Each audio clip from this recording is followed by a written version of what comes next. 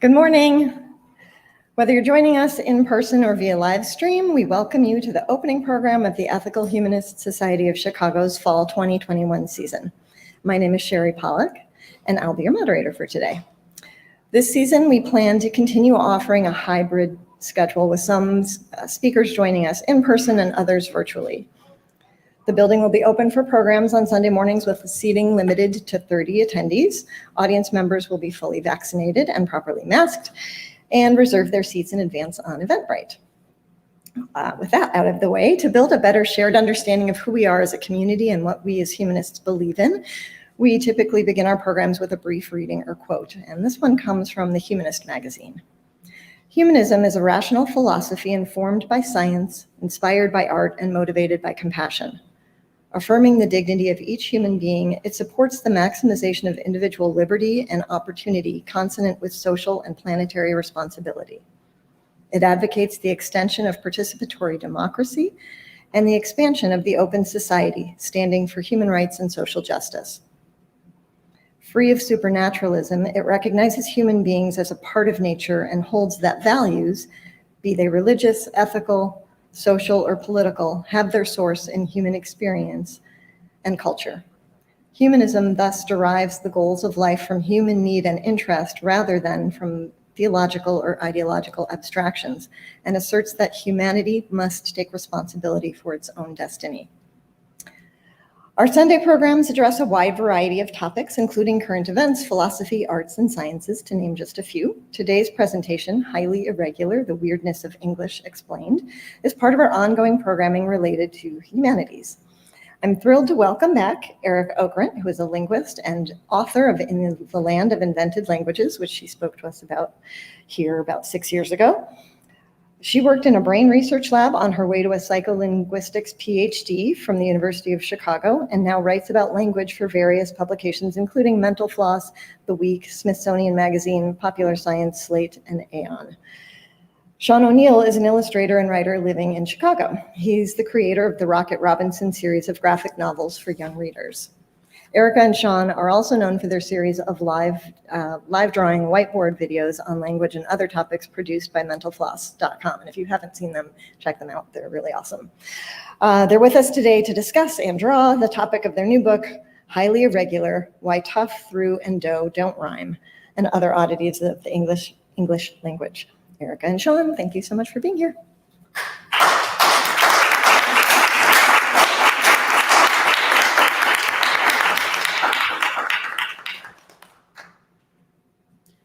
Thank you.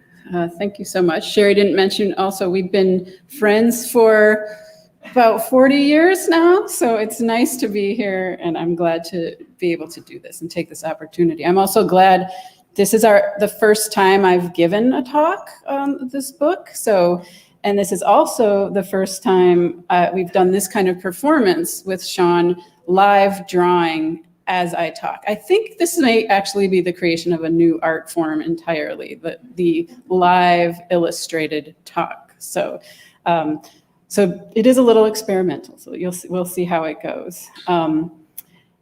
So yes, Highly Irregular is the title of the book, and it's why English has so many irregularities. Why is it so strange?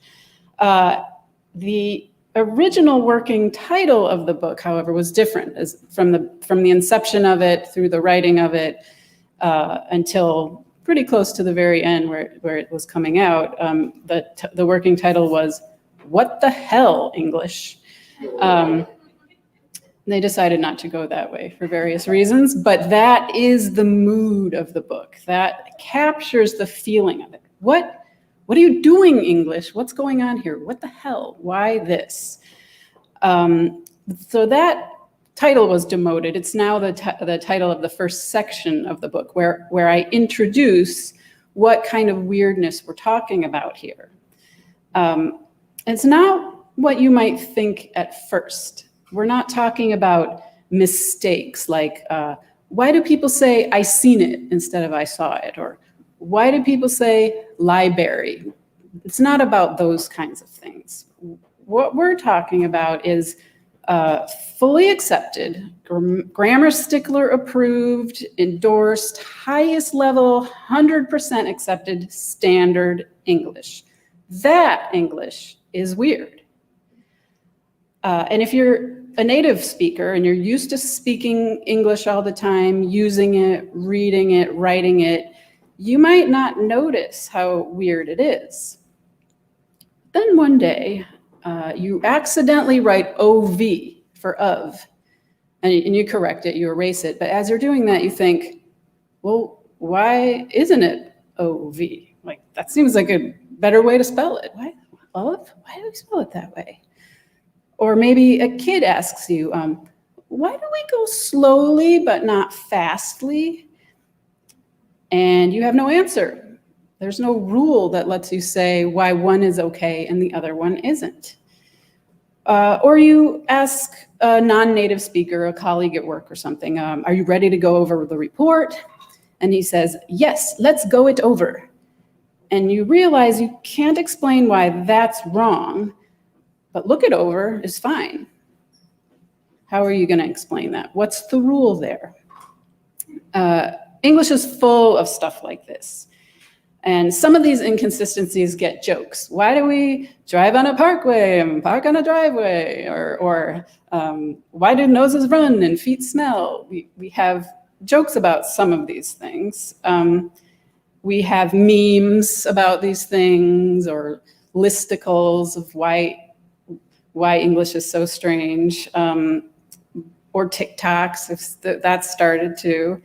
But the question, why it's like that, gets a shrug. Like, the actual answer is, English, it's just weird. What are you gonna do? That's as far as we get with the answer to that question. But most of the time, people aren't really looking for an answer to this anyway. It's just fun. It's some fun you're having at the expense of English. But we do kind of have a vague sense of what the answer is.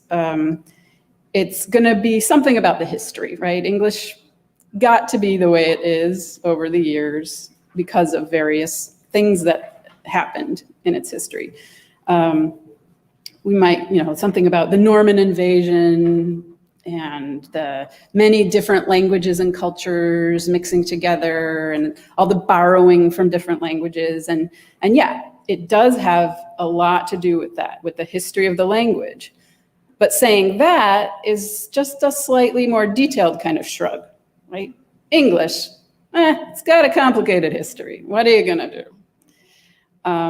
Well, lots of languages have complicated histories. English is not really unique in that.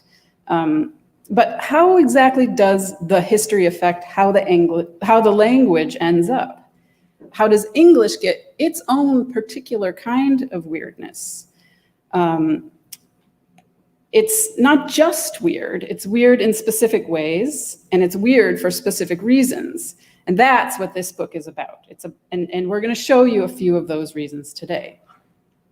And there's a lot of potential ways to organize a book like this. You could group the weird parts into types. We have spelling things, word meaning things, syntax things, pronunciation things, or you could organize the reasons into types. We have things introduced on purpose, things introduced by mistake, things that refuse to change. But this book is organized around a bigger general question. And that question is, who is to blame?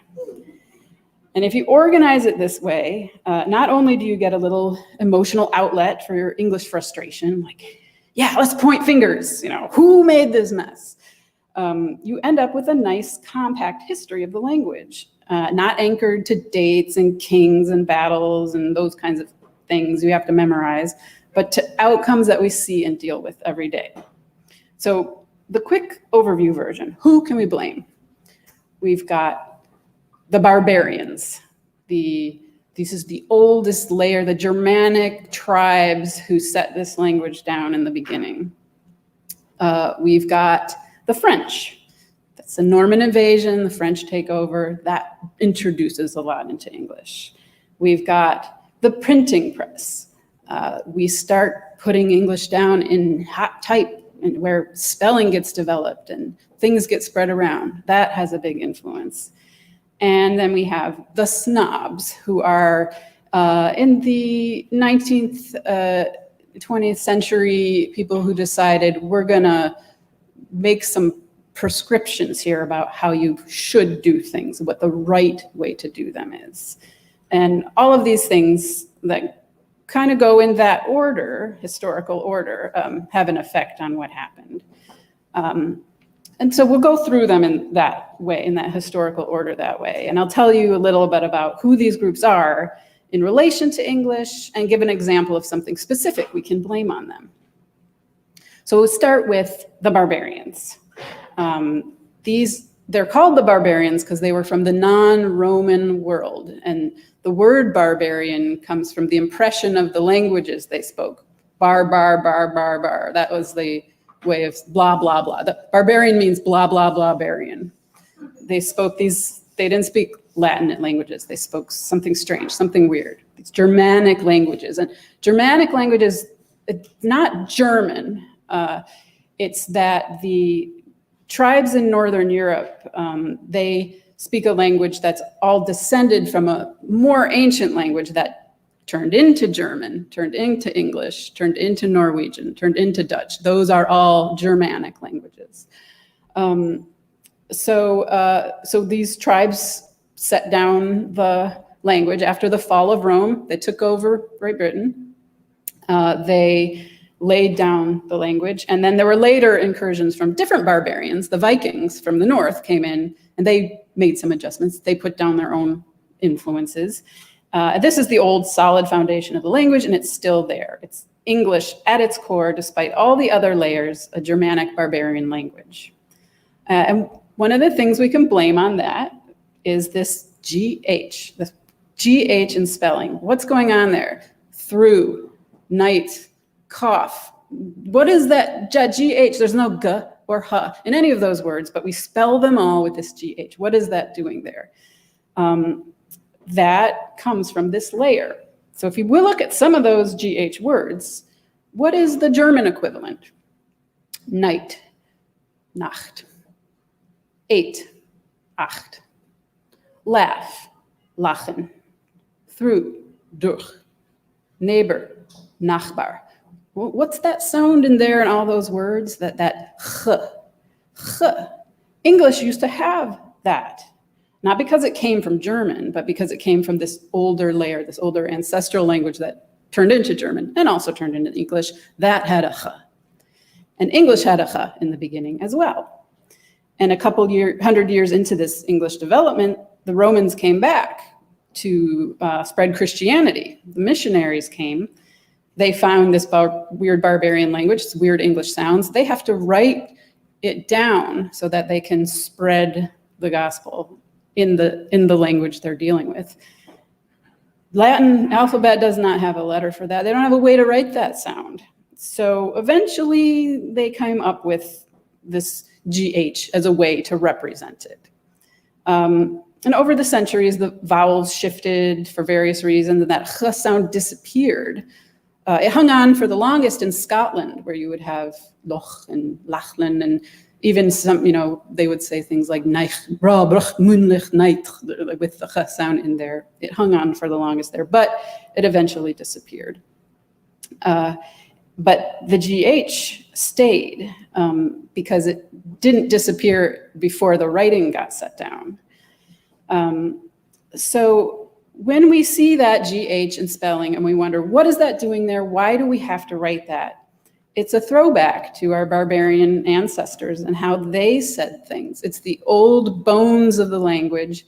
And when we see it in the word, it's a fossil of those bones that we're going to continue to use and stays there. So that is a weirdness that we got from that layer, from the barbarians. There are others too.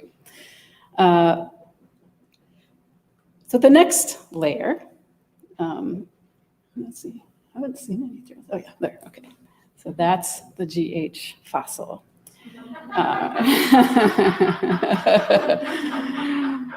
Yes, next, now we're moving on to the next blame layer. barbarians, we got a lot to blame them for. It's still going on. This started in 400 AD, and we're still using these old sounds that we don't even say anymore, are still echoing down and making English weird. The next layer of who we can blame is the French. And if you know anything about the history of English and English language, that's the Norman invasion of 1066. The French come in and take over and conquer England. And they conquer it and they take over the government, they take over all the landholders, the whole aristocratic class is replaced by French speakers. Up until then, English had a nice writing system. Old English had a very consistently spelled writing system, and it had a literature, and things were written in this language. The French came in, they replaced the class of people who maintain that standard, and it disappears. Now, written English doesn't exist anymore. Anything written, record keeping, land holding, things having to do with administration, is handled in French or Latin. Latin is also a language used. But English continues to be a spoken language. It stayed strong. We think of our model of what, like a conqueror comes in and they subjugate a people and force them to speak a language, and then that language disappeared. That language disappeared. That's not what happened. They came in, they conquered a particular level of society, but people continued to speak English in daily life, normal life.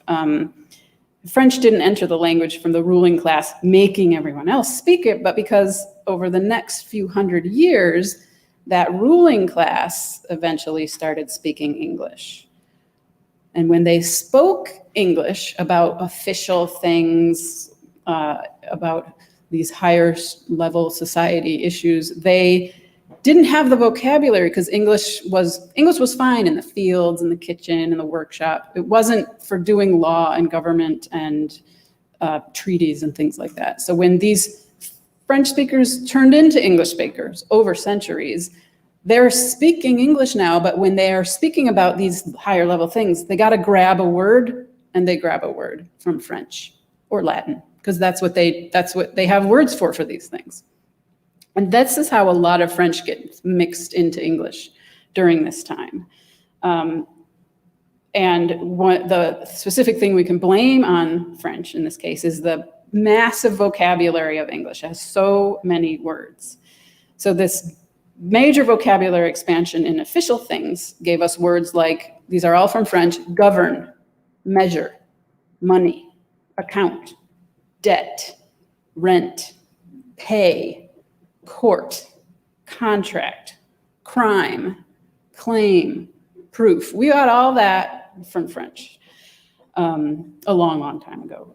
But the English word would often stay. So the French word comes in, but the English word is also there, but it's on a lower level. It's the French word is for the more educated, official sounding things.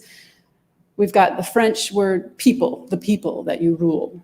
But you've also got the word the folk. That's an English root. That's from the old layer. We got the folk in the fields, in the kitchen, in the workshop. We have the people that are governed by the administration, by the officials. Both words, same thing, but now they have a difference in meaning because they belong to different levels of society. A lot of these, there's dirt. There's soil. There's craft. You know, you're making something in the workshop, working. But there's also art. That's same words, two different sources, different background, Germanic background or Latin, French background. Want something, or you can desire something. You can understand it, or you can comprehend it. So this split in the vocabulary paves the way for more and more Latin borrowing too, because the French, the educated class, they also knew Latin. If you're going to school, you're doing it in Latin. If you're reading books about philosophy or science, you're reading it in Latin, even if you're a French speaker, even if you're an English speaker. And after all, French came from Latin too, so a lot of times the word have French source, but it's also ultimately a Latin source. So yeah, we ended up with many ways to say the same thing, but with this subtle difference in what they imply. Okay. Good. This is timing out okay. All right, we'll move on. That's French. Done with French. Let's blame someone else. Or in this case, something else. The next layer of blame we have is the printing press. So printing press comes to England in 1476. William Caxton brings it to the island from where he's been working in Bruges. And this is the beginning of the printing press in England. Now, at this time, English had just started coming back into the written domain. These centuries of French, English as a written language disappears, but then that class starts learning English, using English, and now we're starting to write English again. There's record keeping in English, but it's starting up slowly, and people aren't very literate in English. There isn't a great tradition of people reading and writing in English at this point, but it is starting to come back as a written language. There's a lot of variation. How do we spell these words that we've been using, we've been talking, but how do we write them? That's all up in the air, and people are writing them all various ways. And in the middle of all this new technology, and it's really great. You can, making manuscripts is so time consuming and difficult, and now it's time consuming and difficult to lay out a print run, but once it's done, you can make as many copies as you want. And Caxton's press starts churning these out, and he's doing English, which is a little unusual. The rest of Europe was doing printing as well, but mostly they're printing Latin books. If you're making a book, it should be in Latin. That's what books are in, right? Latin's the language of writing. So they're doing printing of Latin books. Caxton's printing English works. And these really sell. These get around, people want to read them. Let's make a lot. And now literacy can spread. And with it, literate habits, the habits of literacy. The more people can get books, the more people can learn to read, learn to write, start using them. So an example of a weird English thing that comes from this is could. We talk about the word could. What is that L doing in there? Where there's no cold? Well, what is that L from? L used to be there in the words should and would. That makes sense. Should is the past tense of shall. Would is the past tense of will. And we used to say the L in those words, there was a good reason for them to be in the spelling of should and would. We stopped pronouncing the L, but by that time we were writing it that way and we were accustomed to it. And you see it that way often. You don't necessarily want to change it to the way you pronounce it. Now, could never had an L. It's the past tense of can. So could would have been like couth or something like that. And never had an L at all. But it makes such a great pair or trio with should and would. Should, would, could. They all do the same type of thing in a sentence. They're the helping verb that sort of changes the way it's supposed to be taken. Is it a possibility? Is it a conditional? Those are all similar. They change the meaning in similar ways, and they get inside the sentence in similar ways. They go together. And we're writing should and would at this point, but we're not pronouncing the L anymore. It just got stuck in there, but that they look right. And it starts to be the case that could looks like it should have one in there too. It goes with these other words. So we never said it that way. We never pronounced the L, but because the printing press is making the spread of the forms of these words so widespread, so readily available, we're so used to seeing them over and over again. Could gets its L, and because it looks like it should have one, because of that's how the word looks. And there are other words that got their spellings this way too, just because they're printed that way, and the effect of the widespread nature of the printing press and seeing those words over and over.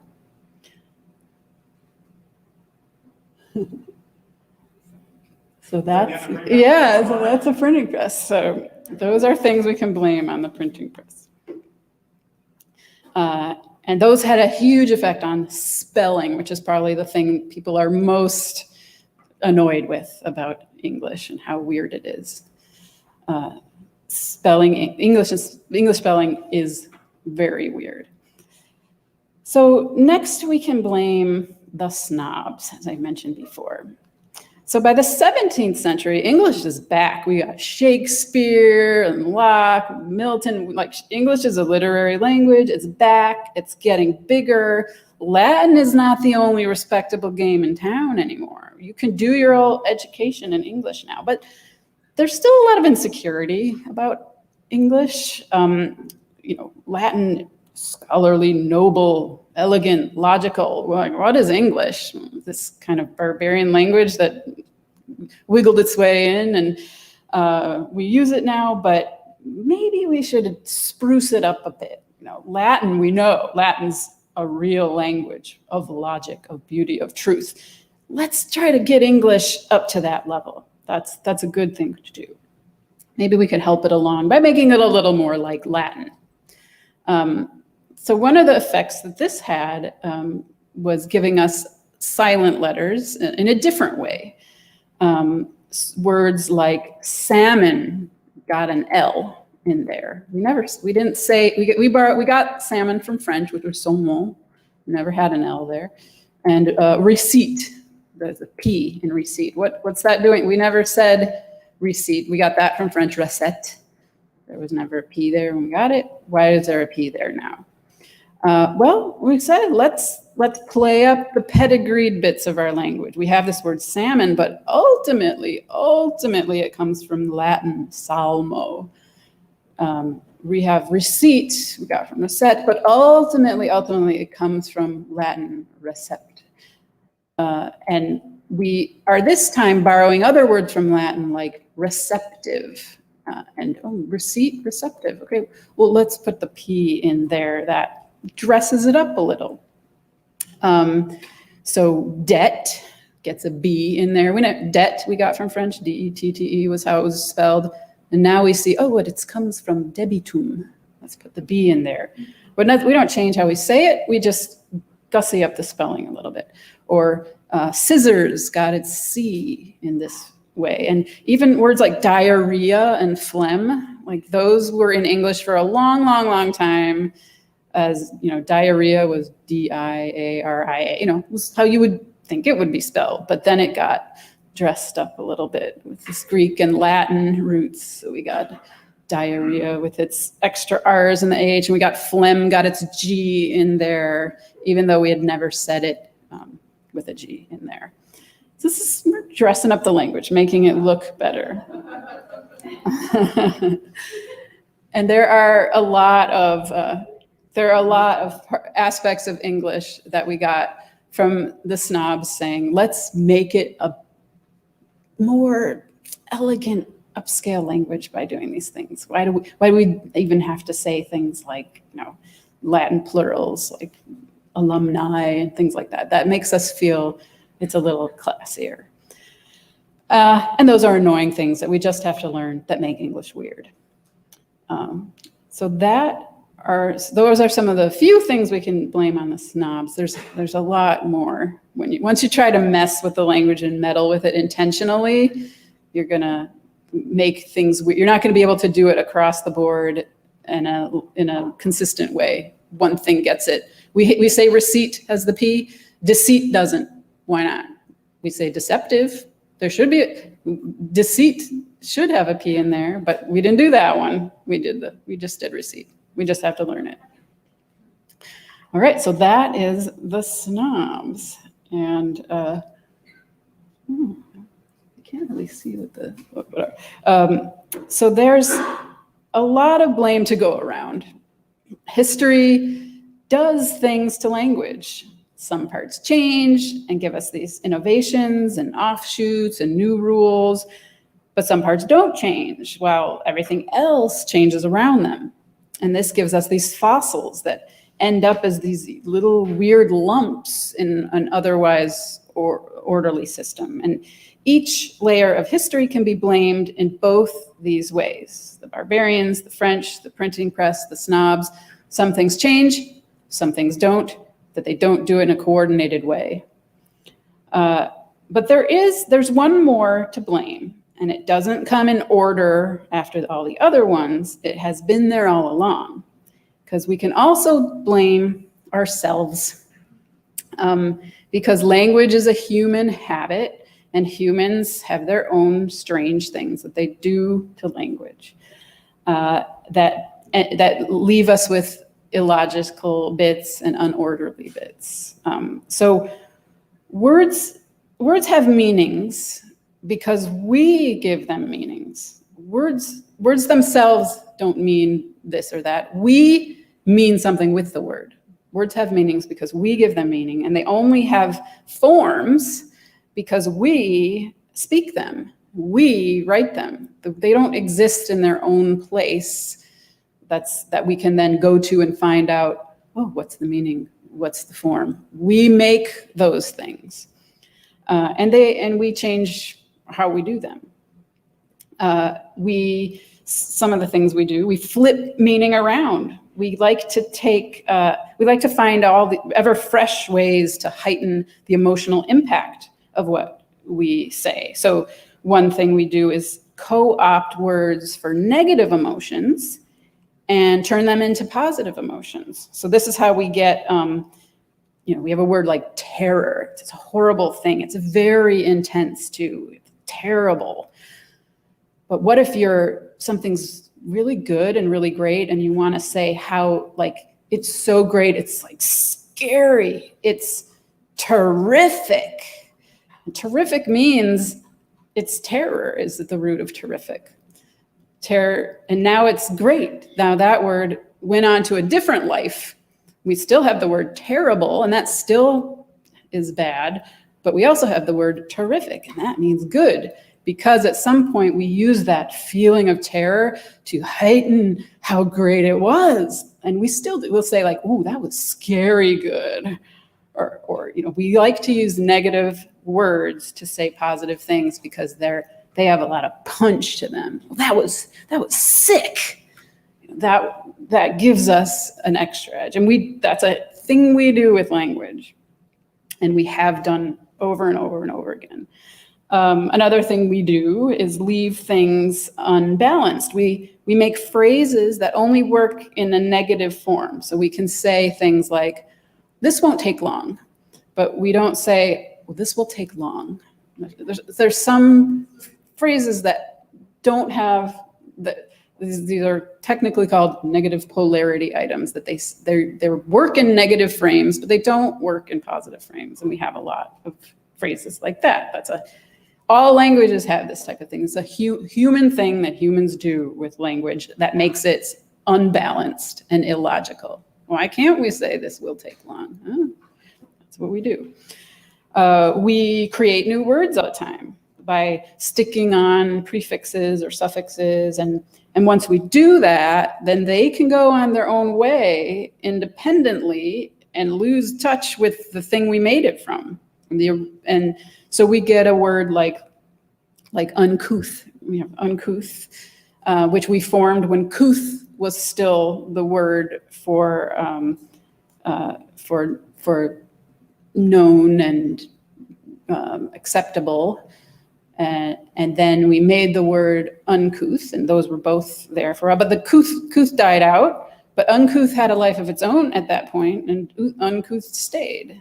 And so we still have unkempt, even though kempt turned into combed, but we didn't change it in the other word we made because that went on to its own independent life, and now they're not related anymore. But at one time they were. So we do that. We let words go their own way, even when they make a pair, we form one from the other. So in general, we can blame ourselves for the mess of English because we make the rules. Even if we aren't aware that that's what we're doing, English is weird because we are weird. And it's going to stay that way. It's going to keep being that way. And It's because of the history, but it's also because of what we do and how language works in humans.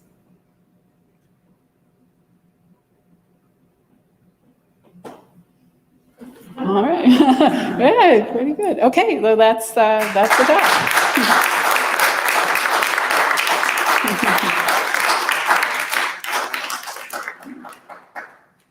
All right.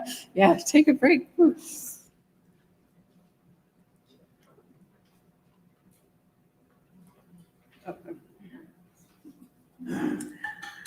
Thank you both so much. That was really fun. We are going to have a question and answer period in just a moment. But first, we're going to pause for a brief musical interlude, during which time we would ask you to consider visiting our website to give us a donation. It's through our generosity that we show how meaningful our Sunday morning programs are. We suggest a donation of $5, but any amount that you're comfortable with would be greatly appreciated. If you're in the auditorium, there's a basket in back, and there are also QR codes that you can scan to take you directly to the donation link at the website. Okay. We're not on the live stream right now, correct?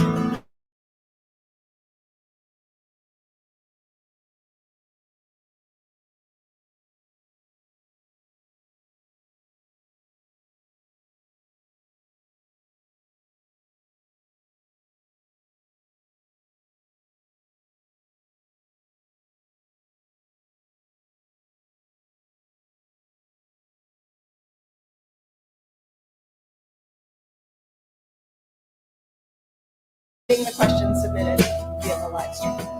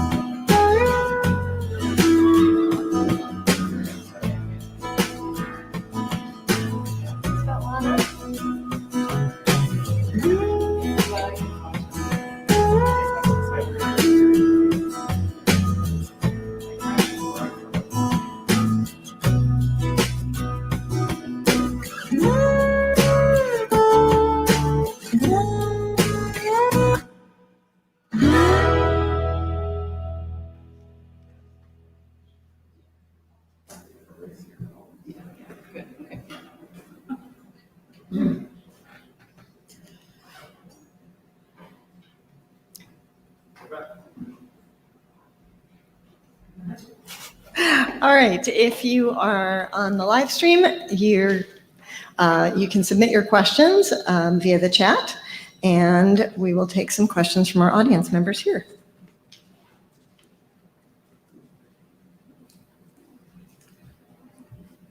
I think I saw in the write-up that some of your work was on invented languages, and having spent my life as a computer programmer, it's been 50 years of reading, writing, and arithmetic in invented languages for the machine.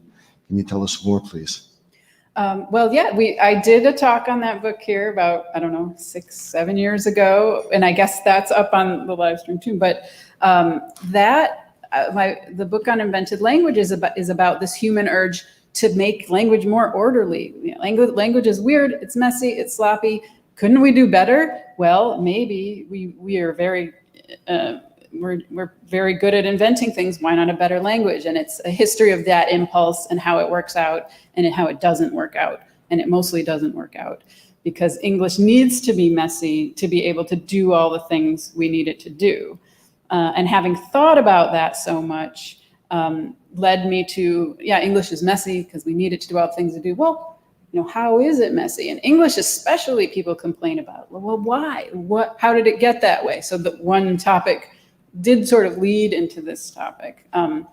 But the one thing I'll say about with computer languages and invented forms of language that do things, they do very specific things. And language, natural language does specific things too, but it does more things. English or language in general needs to be flexible enough for us to say anything that could come along. We need to be able to make sentences that no one has ever said before. That's the amazing creativity behind natural language.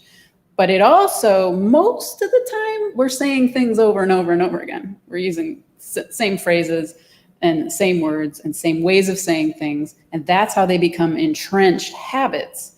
So we need both those things. Language needs to be this creative, flexible tool. At the same time, it needs to be repeated over and over, giving us habits that we cannot shake. So right now, if someone came along and said, I'm going to reform English spelling and it's going to be so much better, the habits are too entrenched, it's not going to work. Or if they came along and said, I'm going to make a better English that's a lot more logical, they're very unlikely to succeed. It's introducing change to language purposefully within some sort of goal and intention is very, very difficult. It's happened here and there in very limited situations, but it's very hard to engineer a better English or a better language because despite its creativity, it's also a very repetitive, conservative tradition. We pass it on by doing it over and over again in the same ways. And then we start doing it a different way, but some of them stay that way. And then we've got a weird irregularity, but both of those things have to happen. And that's the tightrope we walk with language and how they grow. Thanks. I really love the illustration that helped us see, terror to terrific to terrible, and then the closing, you're the weirdo here. So that reminded me a little bit of Cockney rhyming slang and how things are invented and sort of opposite meanings are assigned. And actually, I don't have a question about slang, but what I do wonder is how do you as a linguist determine at which point something is its own separate dialect? Is Australian English a dialect? Is American English a dialect? How do you think about classifying and categorizing, when something's just slang, when it's a variation, and when it's actually a different dialect? Mm-hmm. Well, linguists are very, there is no difference. Language is a continuum, and the only difference between a the famous saying, the only difference between a language and a dialect is the language has the Army and the Navy. What you view any particular form of the language is a social question. What status does it have in the world? So do you call it a language? Well, if you look down on it and want people to stop doing it, no, you call it a vernacular or a dialect or slang. But it's not a question of definition. We don't have the definition of a dialect is this, the definition of a language is this, the definition of slang is this. It's all a continuum, and it's all based on attitude, social attitudes. It's not anything about the feature of the dialect or whatever. Not any particular thing about the sound or the meaning or any mappings that it has. That's all determined by society. So my question is, I think, a very natural follow-up to that. You started at the very beginning saying you weren't talking about ask versus acts or something like that, and sort of more like the real language. And to me, there's sort of an aspect of who gets to decide that. And I think, especially in the last couple of years, we're very aware of differences in power of different subgroups, and the idea that you can't talk a certain vernacular in the business place or things like that. So there are gatekeepers of language, yes. And there are, I think maybe the snobs are still more in charge than we think. And I don't know if you can speak to sort of how do we think about where that gatekeeping happens and how the power, and how do we change and respect vernacular in cultures that haven't been respected and have been othered, the language associated with that. Yeah, well, it's very hard not to make value judgments about language. Even people who have very open minds about this and know down deep that it doesn't mean you're ignorant if you say this. It means you have a different way of saying it, right? Still, people have very internal emotional responses to what they hear as misuse or mistakes. And even the most open-minded people about language have peeves, like, oof, that sets my teeth on edge when people say that. It's hard to release those things, but it's possible to have them and then at the same time mentally overcome them. Like, okay, that sets my teeth on edge, but I realize that that's me, that's coming from me. It's not them. But I will say, academic linguists have the reputation of being like, anything goes, like these dang linguists, they don't want us to have spelling. They don't want us to have style guides and rules. And what are the kids supposed to learn in school? Are we not supposed to teach them to use the correct past tense of verbs? And no, there's a place for a standard language, and standards are useful. If you have a newspaper, you got to have a style guide, or if you have a particular, in this domain, this is how we do it.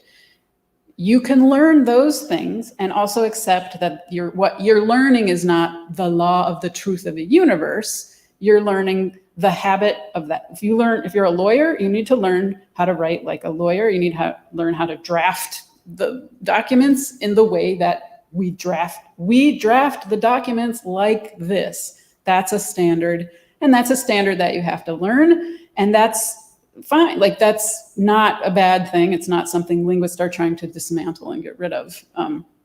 But the problem is when you have a standard of some kind and you also feel like it's also somehow the truth, that there's like a supreme law of language. And in this supreme law of language, we say the data are. And when you say the data is, you're violating nature. It's like, no, the data are you can make that your rule. In my newspaper, we say it this way, and I'm going to correct you if you say it that way. And you can also say, well, but it's kind of like it's one of those stodgy rules when we tried to Latin up English, and it's not really necessary. It's not really English. And it's hard to overcome that. And even within ourselves, there's things that we say and we want to say, and then we get very insecure about as we're saying them. Like, you have that little flinch of the ruler, like, no, we don't say that. We don't say it that way. You do it correctly. And even I have some things like that I say them and I kind of remember a teacher correcting me on that. And I feel that flinch. And at the same time, I feel like, no, this is how we say it. It's fine. But it's hard to let go of that. I can feel the flinch and then I can move along and not change what I'm saying. But it's very hard to develop that confidence in your own language, where you can ignore those flinches that are often pretty arbitrarily handed down to you by whatever, your teacher or your parent slapped a wrist on or corrected you about. Even once you learn that wasn't really a mistake, it's really hard to let go of that. So. Thank you for that answer. My question kind of piggybacks off that. I have two different questions. I hope that's okay. Number one, could you speak directly to African American vernacular and its role in this? Even though you pretty much just covered it, but I was wondering if you could literally speak directly on that topic. And number two, it just occurred to me while you were talking that, these arbitrary rules or laws of, some supreme language, it's very interesting that when we're raising our children, as soon as they make some sort of noise that sounds like something we understand that they're saying, an effective parenting approach is to affirm, affirm, affirm. So we start out with little humans saying, everything that you say that conveys meaning is not only good and right, that's the supreme. And then over time, we start closing that, those boundaries. And could you talk a little bit about language? I know you have an overarching theme here, but just down to the very specific through one person's human development. Yeah, sure. Okay, let me remember both things. I will say that you ask about when I began in my linguistics academic career was in the 90s, and so I have history on the Ebonics debate. What happened there and what I witnessed was very important and had a huge effect in that linguists can be kind of bad at public relations. And as soon as the Oakland School Board said, we're going to incorporate lessons about Ebonics and in the school curriculum, there's a big outcry. And the Linguistic Society of America came out and said, in support of the school board, and said, this is not a bad idea. What the intention here is, it's not to let's teach kids to speak this way. It's let's show the kids explicitly what the differences are. So you can say in standard English, it's this. In your dialect, it's this, and this is the difference specifically. That's a great way to teach someone to get the standard, and that was the intention. It wasn't, we're getting rid of the standard and we're gonna teach them to speak this wrong way, which was how it was interpreted.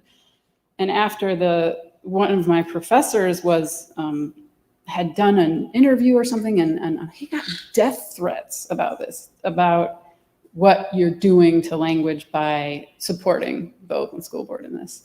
And it went on, and then eventually kind of faded from the headlines, but it's still something people go back to, like, yeah, you remember this time when some crazy school board somewhere wanted to teach kids Ebonics instead of regular standard English? And that's never what it was. It was never about throw this one away and use this one. It was look at your own dialect as another rule-based system and look at how those rules are different from the rule-based system you're trying to learn in school, because that is what you're trying to learn. You're in school, you're trying to learn some version of a generally accepted standard English that you're going to use for writing papers, writing articles, writing law documents, writing whatever reports. That is a general standard that you have to learn. You have to learn what the conventions of those are. So yeah, so that's my experience with that question. And I do think that's sort of the attitudes have changed about that in the intervening decades. About the lifetime in language, the child development in language, there is a sense in which parents feel a lot of pressure to get them the right habits, correct them when they say something wrong.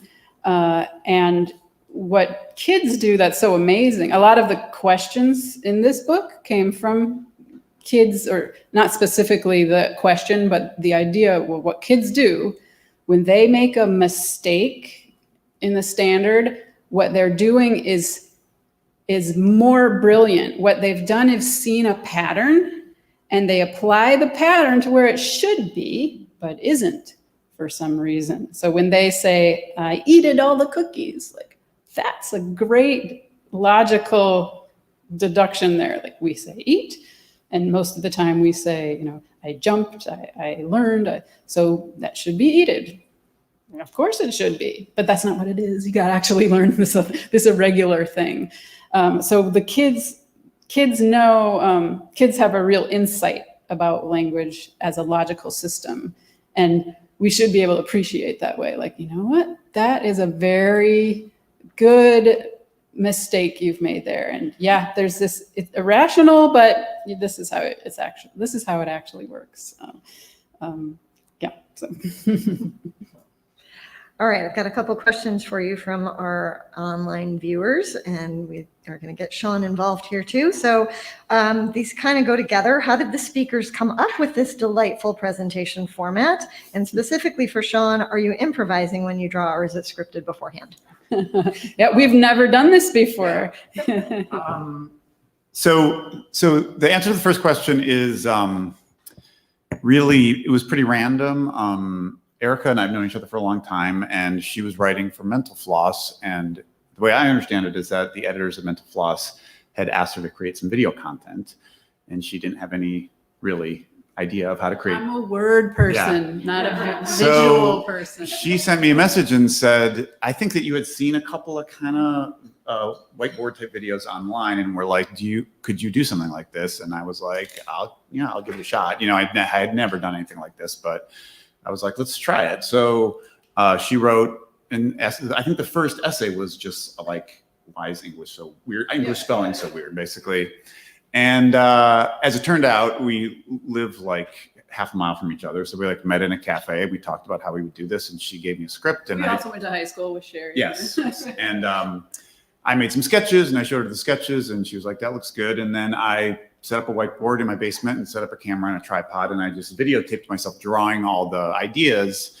And then Arika kind of synced her audio with what I did, and then we put it online, and people really liked it. And so then we started just doing these, and we did them for about 4 years. And this was all mentalfloss.com was sort of presenting these. And so that's kind of how we started doing it. And it was just a lot of fun, and people really liked watching them online. And then, but we've never, to answer the second question, we've never actually, the process of making the videos had always been Arika would write something, and I would look at it, and I would think about what I was going to do, and I would, film myself drawing it, and then it would be edited together. It was never like a live thing. And this what you just witnessed was actually the first time ever that we've actually attempted to just do like an improvisatory presentation. Now, it wasn't completely, I had been given an outline of the talk, and a lot of the things that the talk covered were things in the book. So I had some context for them. So it wasn't like I was totally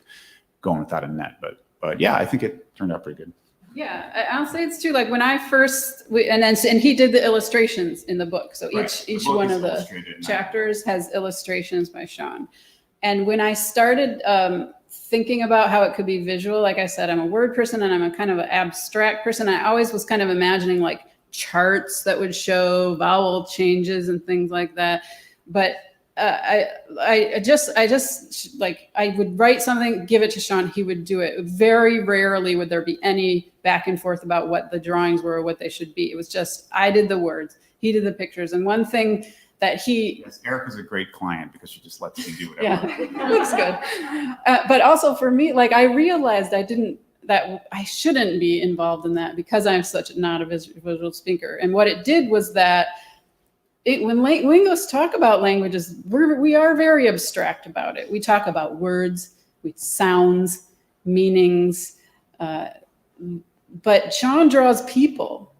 And I never really thought about, when I was writing things, I never thought so much about, I know it's like the barbarians, the French, the snobs, but I never really pictured those as people. And having them drawn as people, I think really connects it to the idea that language isn't words and sounds and meanings and lexemes and phonemes and all the morphemes, all the things we talk about in linguistics. It's people talking or writing. People do language, and every instance of language use or language change has to do with people and and what they're doing. Language is something you do. It's not something you are handed in a book of truth and then you take it and check it and learn it. It's people doing stuff, and that's what it is at base. And seeing people these ancient Vikings and Germanic people really brings that home, I think. So it's been great. Yeah, I got really good at drawing Germanic tribesmen and French people. Yeah. At one point it was sort of like, there's no other way to do French stuff here. Draw a guy with a beret. Yeah. Another glass of wine. Hi. My question comes from with all of the different influences of languages. I've heard that English isn't really a language. It's like 4 languages in a trench coat. And several of the languages that are highly influential have masculine and feminine versions of nouns and sort of gendered language. And English doesn't. And my question is, why doesn't it? Well, yeah, that is one of those things that was jettisoned early on in the development of English, as well as certain, German has a lot of declensions and endings that we don't use, but they all came ultimately from the same place. There isn't a why that you can say like, well, at some point someone decided that this wasn't really necessary or this wasn't really useful.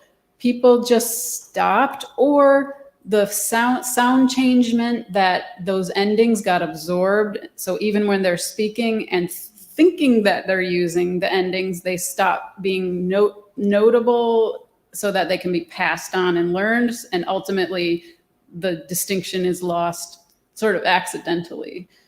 So there wasn't a society-based reason why it was gotten rid of, or decided that this wasn't necessarily. I think it faded out in that way. Endings started disappearing, and then those endings were disappearing, and then the generation or 2 or 3 that's still making the distinction but not realizing that they're not pronouncing those endings anymore, passes it on to the generation that ultimately stops noting it in any way altogether. Great, thanks so much for the talk. I was wondering, sort of related to the intentional changing of language that it sounds like the snobs maybe were doing, whether they did anything good. So if you have any examples of things that used to be really disorganized and were focused and organized and made more intuitive intentionally for English. It's hard to say. There are things that are unobjectionable that we do that are habits that I don't think I can say like some person decided, ooh, this was fancier. So that's sort of a sarcastic tone that I sometimes use with some of these things. But I also think that standards develop, and that's okay. We have a thing that we can pass on and learn in this domain. We say things like this, and that's okay. It's not always because it's fancier. They're being snobby about it. It's a decision needs to be made, and a decision was made. But as for making anything more clear or more orderly, I can't think of anything specific. There are things there's divisions that have been made that now seem very natural to us that were done intentionally, but weren't, don't cause any issues, but were done because someone thought there should be a distinction here and actually made it. So the word, one of the chapters we talk about is discrete, the word discrete. Trips you up all the time. Is it the EET spelling or the ETE spelling? And you'll get marked down if you do the wrong one. That used to be the same word. There weren't 2 discretes.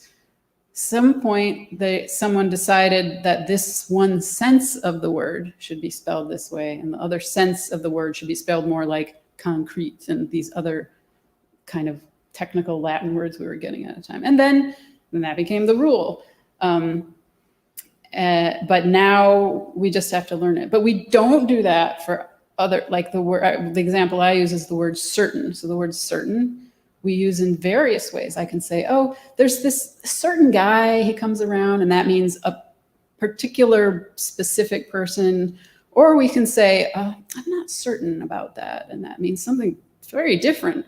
We spell them the same way, and we think of them as the same word. But I could have decided, no, that version is going to be SERTIN, And then we would have to be remembering that, like, which certain is it? Is it the S1 or the C1? And that's exactly the same thing that we do with which discrete is it. Someone made that distinction, decided to spell it differently. And they didn't do it with malice or to trip people up, but now it does trip people up. It's because someone made a decision. Who's to blame for irregardless? Well, irregardless, I'm one of those free spirit, anything goes linguists. Irregardless is a fine word. We don't have to worry about that. Or literally, go ahead, use literally in whatever way you want. But those kinds of things are the kinds of things where it's natural language change that gets us to irregardless, or I'm literally tearing my hair out. But it's some person who decides at some point that is wrong for this reason. Irregardless, it always has a less on it, and now you're double negating it, and that doesn't make logical sense. But we have plenty of double negated situations and words where nobody objects because nobody has yet noticed it and decided to make a rule about it. And literally is a very big complaint when we say, what do you mean figuratively, not literally? But we never complain when someone says, "Oh, I was really tearing my hair out." Oh, in reality? Is that what you mean? Because that's what really means. So were you really tearing your hair out? I don't think so. If you imagine someone doing that, you see how ridiculous and arbitrary that sounds. And that's what literally is too. And so, it's okay. You can say, in my newspaper, we don't use irregardless, or in my classroom, we don't use that word, but it's not because it defeats all reason and it's logically inconsistent. No, it's because we've decided that this is how we do it. And we can agree that we have to learn that this is how we do it, and that's okay, but it's not because it's violating a law of nature somehow. All right, this one is, I'm curious why Old English did not get revived once English came to be written. Don't we now have examples of written Old English? And if so, why did it not have more influence on written English? So we have documents of Old English that survive, and that's how we know what Old English is. And those English stopped being written for a few centuries, but those documents survived, and that's how we know what Old English is. It didn't have the influence on how we ultimately came to write English because there wasn't, when English came back as a written language, around 1400, the late 13th century, they start keeping records again in English. And at that time,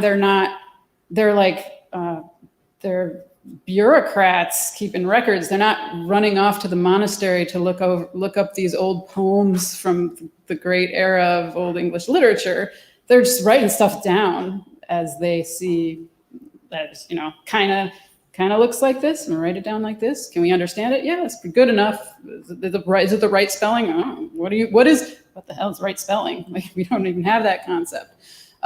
So there wasn't a transfer point, or it was like, we need to start writing English again. Let us go look over our rich history of old documents and take it from there. It just started happening because it needed to happen. And it happened at first in these very kind of low-level functionary ways. But then of course it was rediscovered as a our rich literary tradition, and could have certain types of influence. You could find the true. Some people during this phase of Latin borrowing, everything's coming in Latin, fancying up the language, there was objection to it, and other people said, we're going to do English way. So there were translating Aristotle into English, and we'll say conclusion and proposition, and some people said, no, conclusion is ense, and proposition is say what, and like we're going to use English roots to translate these Latin words, but that didn't really work. So we don't talk about the say what and the what say and the and say, but but a lot of Germanic languages do kind of do that. Like their translations of some of these terms are very straightforward if you think of them in English root ways. How do we know how people pronounced words before audio recordings? That's a good question, because we do know, we can say like how a vowel change or how a sound change happened. And one of the best ways is from poetry. Did it rhyme? Did these two words rhyme? And usually if you see in a work of literature that it's understood that this is a rhyme here, you can say, oh, this word used to rhyme with that word. And then you know what the vowel was. But you can also look at the related languages. So we can say in a general way that this old Germanic ancestor language, this sound became this in Norwegian, and it became this in German, and it became this in English. And if we know those steps in between, we can say, well, it became that in modern English after it moved through this phase, which we know because at that point it's closer to the dialect they speak in this area of northern Germany. It's complicated, but it's definitely, there's a whole field of historical linguistics that traces sound change through the comparative method, comparing what happened in related languages and the paths that they took. Can you offer a brief explanation of why English is weirder than other languages that have been around for similar amounts of time and had similar weird things happen in their history? Yeah, well, I should say all languages are weird. Like there is no language that's completely regular. There's no language that doesn't have irregular verbs. There's no language that doesn't have exceptions to whatever its grammatical rules are. English is especially weirder, though, when it comes to spelling, because it is very different in that respect, because there are languages that have harder spelling systems. Like it's a lot harder to learn Tibetan writing than it is to learn English writing, or it's a lot harder to learn Mandarin Chinese writing. But English is the only language that uses the Latin alphabet in this very inconsistent way. And that has to do with the timing. The timing of the printing press hit English in a really bad spot because it got the language during a big phase of change. There's something called the Great Vowel Shift, where all the vowels of English sort of moved into different positions. And that happened over a few hundred years and in different places at different times, but at the very same time as printing was happening and spreading far and wide, and spreading the spellings far and wide that we're all getting used to before these changes are through. So that makes English especially weird. As for other things, the history, the Norman invasion, the disruption of the literary tradition. There was a literary tradition that got shut down, and even though the language didn't get shut down, so languages that were able to maintain a through line of a literary tradition could be more consistent. But there are other languages that were ruled by another language for hundreds of years. Like Hungarian had an Ottoman rule for a long time, but Hungarian language the spelling is very regular. They didn't affect the language the way English got affected. And I don't know as much about that situation, but it's not because English had Norman invasion. Other countries had stuff like that too. Or English they had the Celts, and they had all these different language families. Like look at all of Europe, like what happened when the Romans came through. Everything was going on, but it does have a unique history, but especially it has a unique timing of the printing press, which happened everywhere, but at the wrong time for English. When I think of snobs in English, I think of people who want to keep English from changing, like Dryden and Swift. Any thoughts on stopping change, as the French sometimes try to do? Well, yes, stopping change it works. It actually works pretty well in a super literate society, which was what we are now. Once you have a super literate society, change is very slow in the written language. It's always faster in the spoken language, and innovations that happen in the spoken language take a really long time before they're accepted widespread in the written language, but they'll be accepted in little corners of the written language. But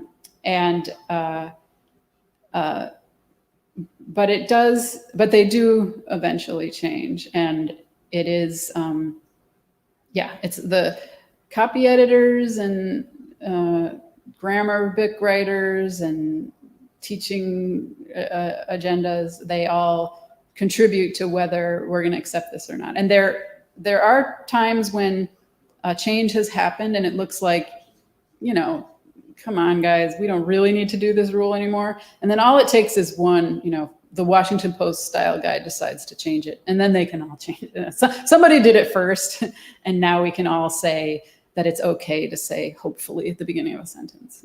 That's one that changed recently. And I remember like one style guide did it, and then everyone's like, yeah, this is fine. But we already knew it was fine, but now we can also put it in the newspaper that way. So yeah, people, there is a lot of sitting on change, but it doesn't work forever. So maybe related question, what do linguists have to say about they and them used as singular pronouns?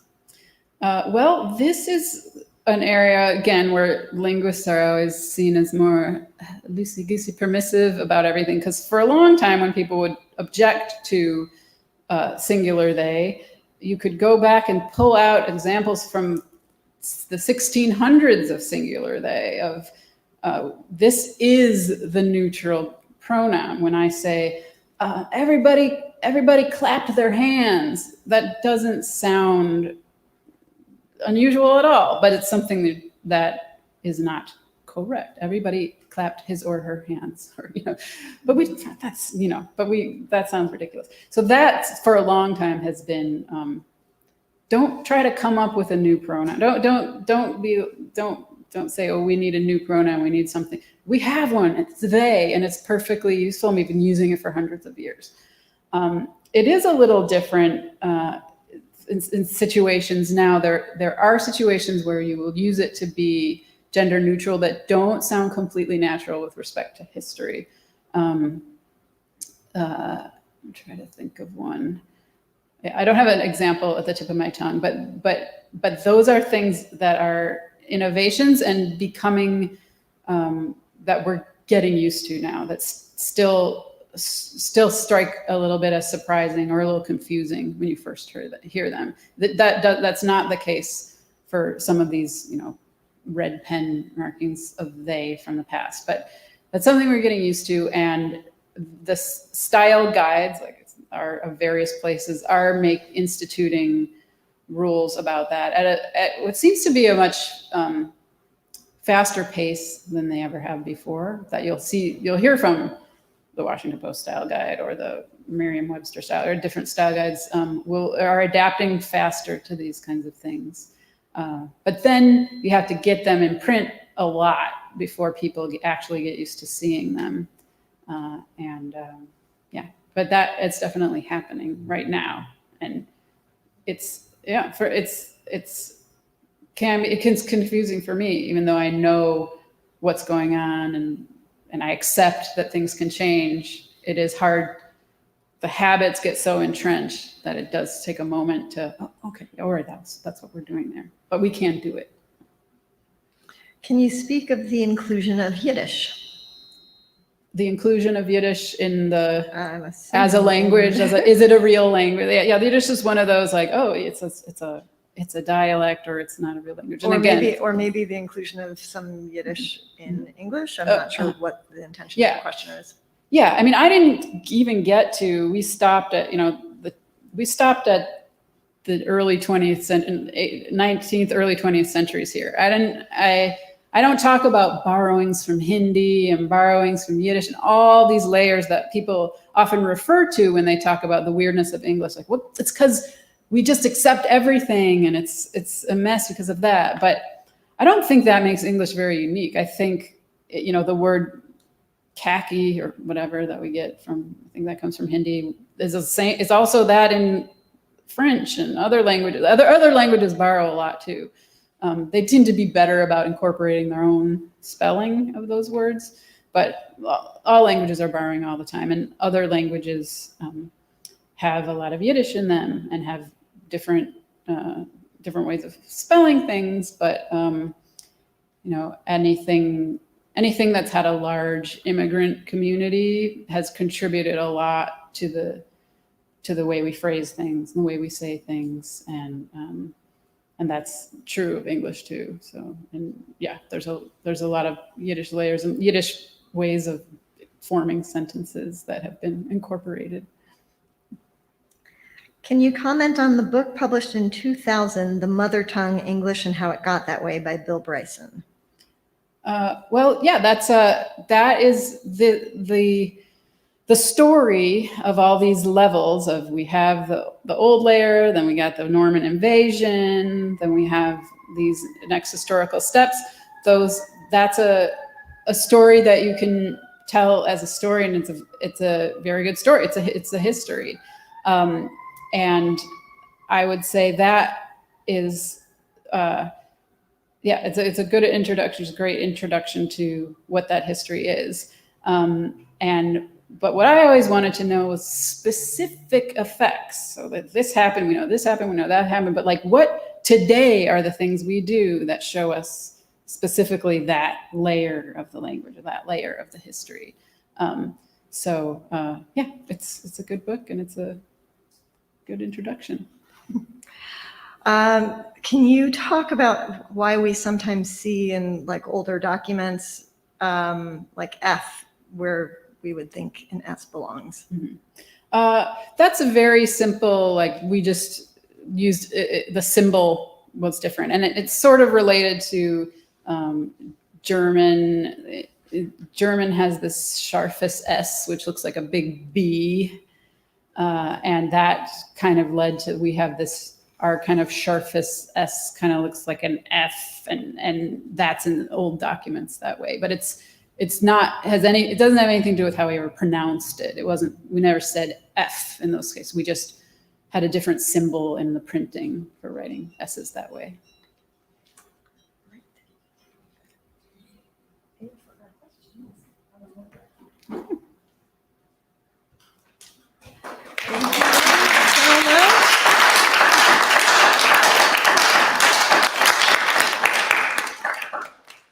Thank you both for just a really great, fun opening program for our season. And if you're interested in purchasing their book, I believe you said the bookseller in Lincoln Square has several copies available, but it might be. We signed a bunch of them there, yeah. But it has been hard. They keep going on back order. So if you look at, get your copy. Yeah. Yes. So the book has been on back order in some places, but you can get copies at the bookseller in Lincoln Square. And that have some of which may still have been signed. Signed and Go drawn. down Lincoln Avenue. On Lincoln until you Avenue. get to Lincoln Square. All right. Thanks again.